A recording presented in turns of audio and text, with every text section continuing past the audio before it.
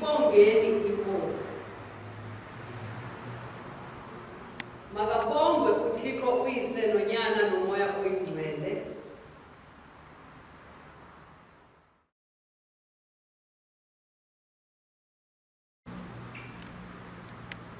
Masenze uxolelo. uThixo ongamandla konke uxola bonke abaguqukayo ngenyaniso, makabe nenceba kuni anixolele izono zenu, anikhulule kuzo, aniqinise anomeleze konke okulungileyo, anigcine ebomini obungunaphakade, ngoYesu Kristu inkosi yethu. Amen. Ngomuntu wesifazana kufumaneka kupage 299 kuma-prayer book. Bawo onenceba u-Elizabeth wovika noMaria wambulisa njengonina wenkosi. Sizalise ngobabalo lwakho ukuze simazise unyana wakho njengomsindisi wethu. Ohleliyo elawula kunye nawe nomoya oyingcwele emnye kuThixo ngoku nangonaphakade. Amen.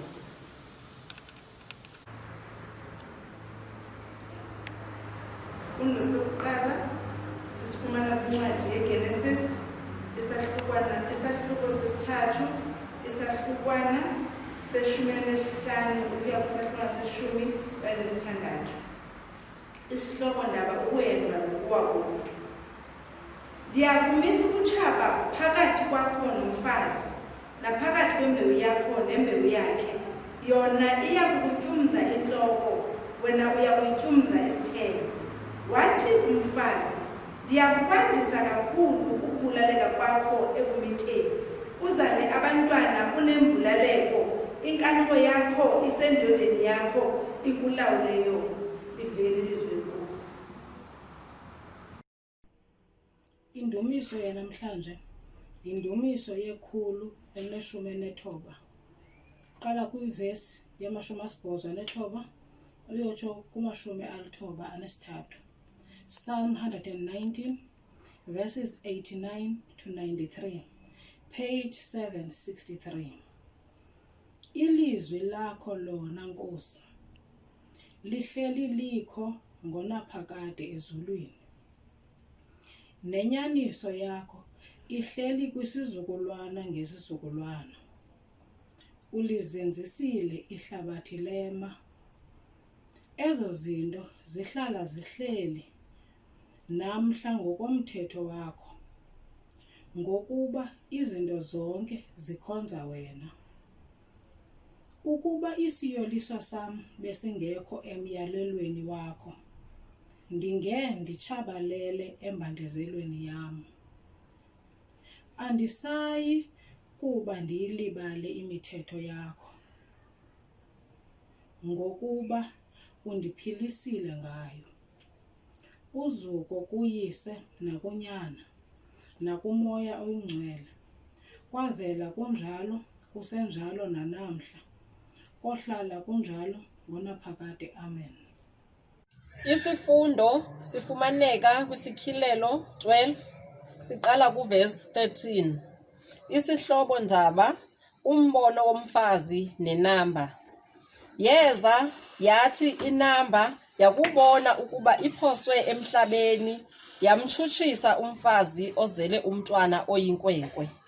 Umfazi wanikwa amaphiko amabini okhozi olukhulu ukuze aphaphazele aye entlango endaweni yakhe, apho anqakwa khona ixesha namaxesha nesiqingatha sexesha kude nobuso benyoka. Inyoka yakhupha emva komfazi ngomlomo wayo amanzi anjengomlambo ukuze imkhukhulise nomlambo. Umhlaba wamsiza umfazi. Wathi umhlaba wawuvula umlomo wawo, wawufinca umlambo eyawukhuphayo inamba ngomlomo wayo.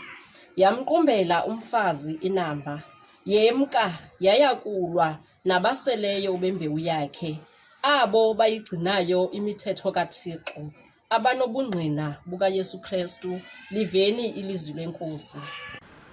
Ngiyabingelela ke bazalwane ngegama elihle lenkosi yethu Jesu Kristu. Kuyintokozo enkulu namhlanje kwemukela umfundisi ubulelwa Wuli ngiyafisa ukuthi simemukele sizwe loNkulunkulu abele enhlizweni yakhe ngalenyanga yabomama.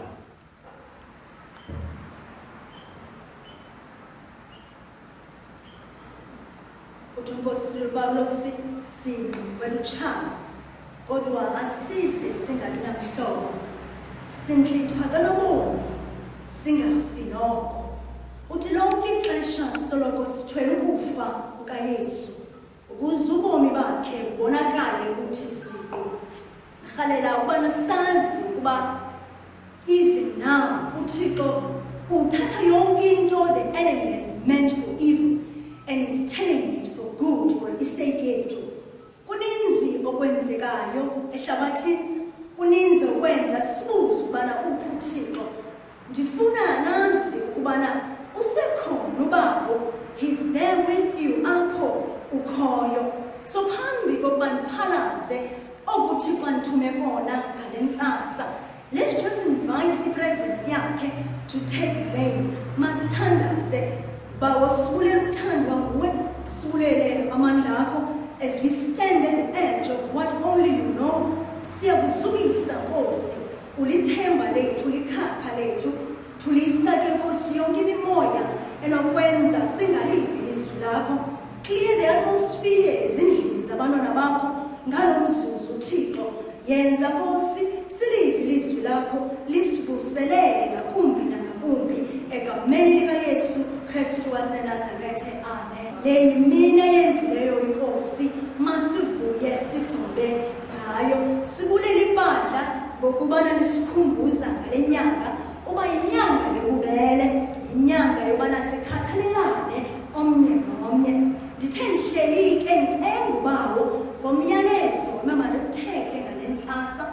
Ubawo uye wandihlalisa kwiculo 279 elisixhosa lasetshetshi ukuba bendinexesha benawuhlabela ivesi benye. Wathi ubawo, I set things in motion. Wathi bulelwa ngezwi lam, you are to set things in motion. Kuba eli lixesha apho sidinga izwi likabawo to saturate inhliziyo zethu, apho ubawo azothetha nathi. Wathi ubawo zange walibona ijoni lisiya emfazweni linxiba ushoti linxiba iskipa kodwa liyazixhobisa kuba kuyabonakala kuyacaca ukubana bomama ikhona imfazwe uThixo ezisileyo, ikhona imfazwe esiphakathi kwayo, ikhona imfazwe esiyilwayo. Imfazwe zange kodwa iqalwe sithi, but unfortunately kufuneka siyilwile kuba uba asinazi isixhobo the enemy will win by all means. Nditheke nthandaza ngako konke okwenzekayo elizweni lethu. Ubawo wandisa kwincwadi yesitshilelo isahluko seshumi lesibini kwisahlukwana seshumi lesithathu. Kodwa ke phambi kokuba singene nzulu kuvuthondaba apho kufele khona ithole, kodwa ke ndizawugawula ndarhuqa rhalela siqale kuqala kwincwadi yeziqalo kuGenesis isahluko sesithathu isahlukwana seshumi enesihlanu. Bear with me ke kubana andinaxesha lininzi kodwa ndinayo into ethi yonke into uba wandithume ubana ndizoyithetha kuni ngale mini ndizawukwazi uyithetha. Le nto ithi okubana ngexesha ndandikhula uEva lona ndandingamunderstandi, ndamthandaza ubawo cela ubana ndi-understandise ukubana lo mfazi kuthiwa nguEva ngumfazi onjani. Ndathi xa ndikhule enkosini wanditshilela ubawo ukubana kukhona indaba eyenzekayo xa uThixo wayewisa isihlwayo phakathi kwendoda nenyoka nomfazi. Uthi uThixo kuGenesis chapter 3 into yokubana ndakudala ubutshaba phakathi kwakho nomfazi. Uthi uThixo into yokubana inzala yakho nenzala yakhe ziyokuthiyana, yona yokuyiqumza intloko. Ndifuna ukutshila ntoni bafazi baseMzantsi Afrika? Something uMoya Oyingcwele aye wayithetha kum ndifunda le tekisi ndithandaza ngayo, and that is God. As much as wayewisa isohlwayo apha, he was also mounting a huge defense for umfazi.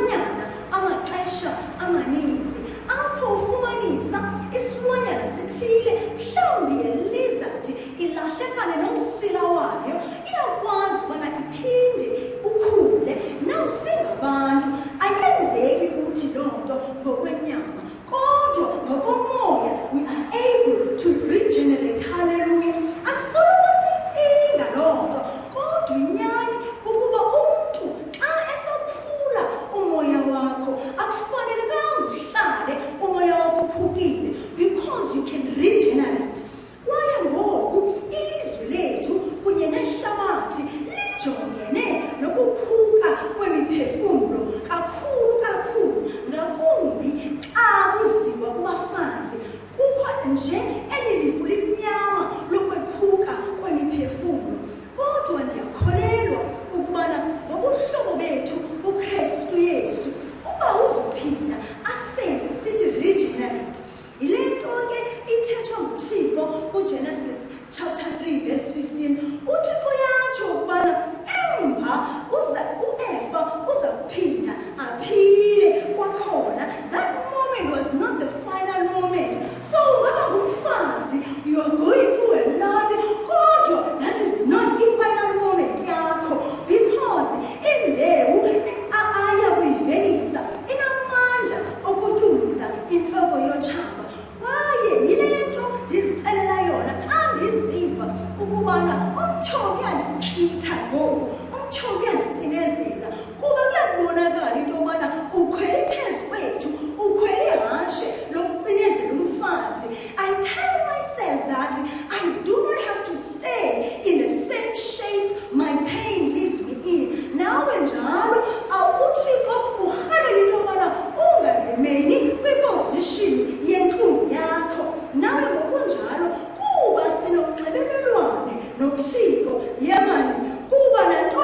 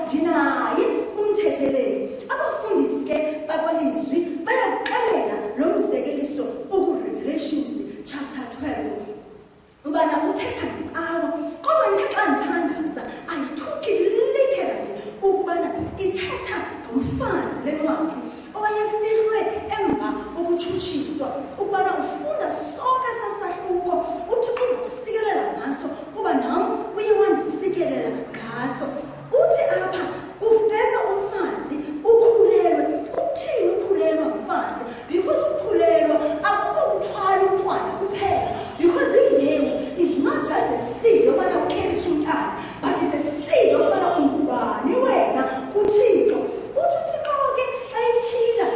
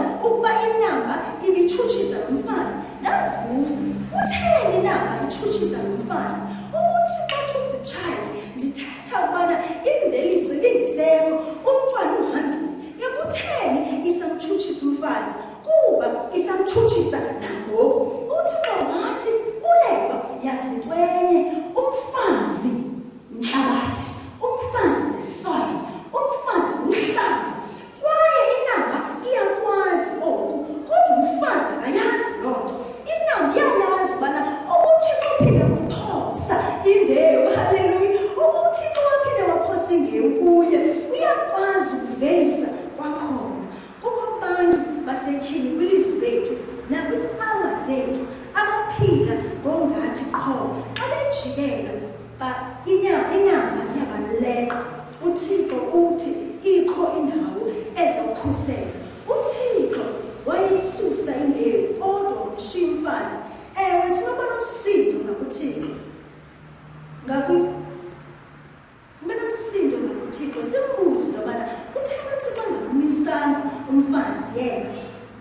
Ukuyazi na ukuba niyeza kodwa uThixo akanyanzelekanga into yokubana asihlangule ngalo lonke ixesha. Siyambona uThixo even nakuDaniel wamyeka waya kumhadi wengonyama kodwa wamkhusela sekunjalo.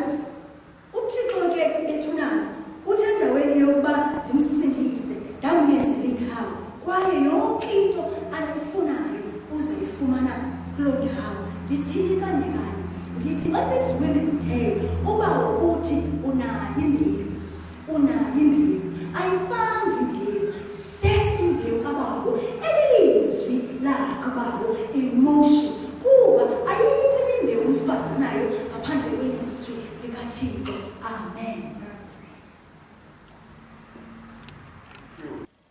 Sawuvuma isivumo sokholo saseNikeya. Siyakholwa kuThixo omnye uyise ongamandla onke, umdali wezulu nomhlaba nezinto zonke ezibonakalayo nezingabonakaliyo.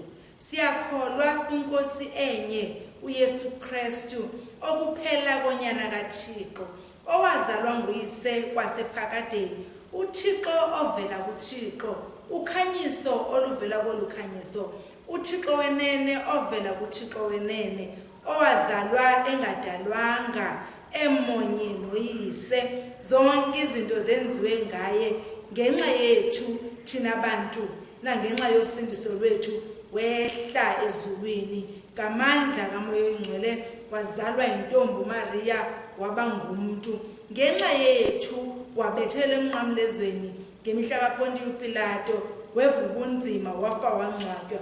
Ngomhla wesithathu wavuka ngokwezibhalo, wenyukela ezulwini, uhleli ngasekunene kayise, wokuya esebuqaqawulini eza kugweba abahleliyo nabafileyo. Obukumkani bakhe bungasayi kuphela. Siyakholwa kuMoya Oyingcwele, inkosi umdlisi wobomi, uphuma kuyise nakunyana, unqulwa ezukiswa kunye noyise nonyana, wathetha ngabaprofiti. Siyakholwa kwikerkenye engcwele ekatholika yabapostile. Sivuma ubhaptizo olunye lokuqolelwa kwezono. Sijonge nokuvuka kwabafileyo nobomi bephakade elizayo. Amen. Wena wasithembisa Mesolunde ezwini lakho ukuthi Mesolunde indlebe yakho ayikude ba ukuthi ngangasivi Mesolunde. Siveke Mesolunde nangelimini namhlanje bawusikhulekela amanina Mesolunde, sikhulekela imbokodo Mesolunde. Zisenzeka bawezinto Mesolunde, behlukunyezwa abanye bebulawa Mesolunde. Sithi Mesolunde tyala ithemba bawenhlizweni zabo Mesolunde. Siyazi Mesolunde ukuthi masibize lakho igama Mesolunde konqotshwa konke Mesolunde, konqotshwa nesifo bawesikhona secorona esibhubhisayo umnini wamandla onke. Sithembe wena. Mawubonge wena Nkosi Thixo yendalo yonke. Ngenxa yokulunga kwakho sinesisonka sisinikelayo. Isonka esinikwe ngumhlaba nesenziwe zizandla zomuntu. Uthi esisonka sisonka sobomi.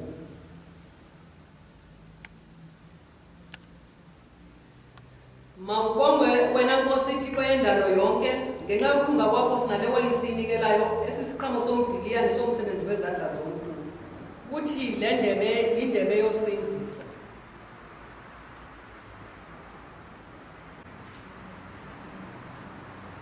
Sive bawo osezulwini, uze ngelizwi lakho nangomoya wakho oyingcwele, usikelele ungcwalise esisonka nale wayini, khona ukuze sibe ngumzimba, khona ukuze ibe ligazi elinexabiso lonyana wakho uYesu Kristu inkosi yethu, owathatha isonka waza wathi lo ngumzimba wam, wathatha igazi wathi eli ligazi lam.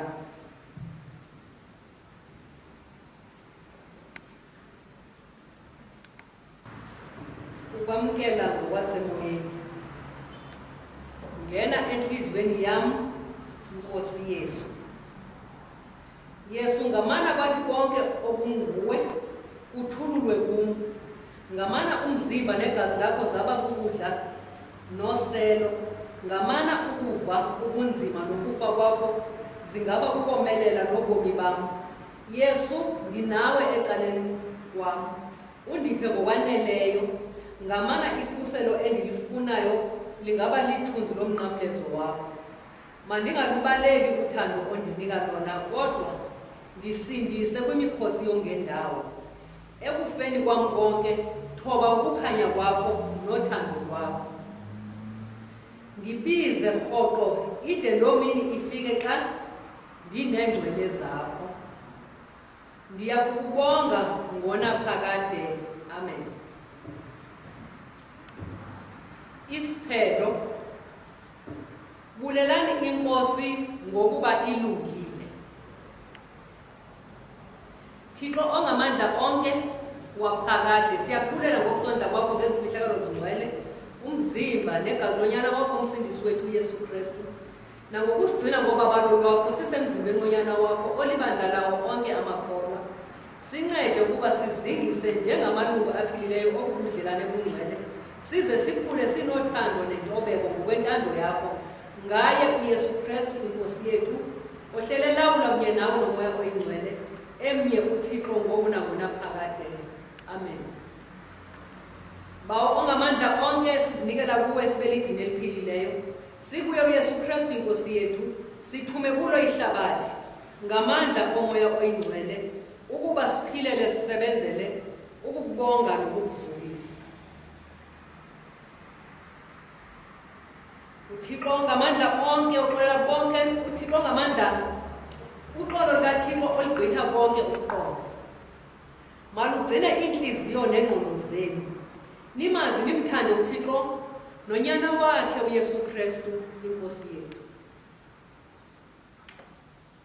Ithi intsikelelo kaThixo ongamandla onke, uyise nonyana nomoya oyingcwele ibe phakathi kwenu, ihlale nani ngonaphakade. Mandingozeli Nkosi yami phakathi komsebenzi wawo, ndivuselele